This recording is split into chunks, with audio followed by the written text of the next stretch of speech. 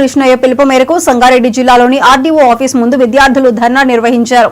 Pending లో ఉన్న scholarship ను వెంటనే రిలీజ్ చేయాలని డిమాండ్ చేశారు. ఈ సందర్భంగా బీసీ విద్యార్థి సంఘం ఉపాధ్యక్షులు సాయి భాష మాట్లాడుతూ రాష్ట్ర ప్రభుత్వం స్కాలర్షిప్ రిలీజ్ చేయకుండా విద్యార్థుల జీవితాలతో చెలగాటమాడుతుందని అన్నారు.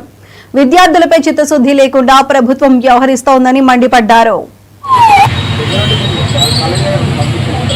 ఫీజు రీయింబర్స్మెంట్ స్కాలర్షిప్ రిలీజ్ చేయాలని చెప్పేసి రాష్ట్ర వ్యాప్తంగా మా జాతీయ అధ్యక్షులు ఆర్ కృష్ణయ్య గారి పిలుపు మేరకు మరియు అలాగే రాష్ట్ర అధ్యక్షులు వేముల రామకృష్ణ గారి ఆదేశాల మేరకు ఈరోజు సంగారెడ్డిలోని ఆర్టీఓ ఆఫీస్ ముట్టడి ప్రోగ్రాం చేయడం జరిగింది.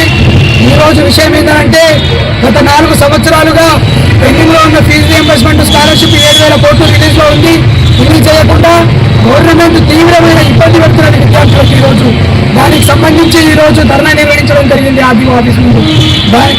ఒకటి కోరుతున్నాం, విద్యార్థులను విముక్తి చేసి పెండింగ్లో ఉన్న ఫీజు రీయింబర్స్మెంట్ స్కాలర్షిప్ రిలీజ్ చేయాలని చెప్పి సందర్భంగా కోరుకుంటూ మరి అలాగే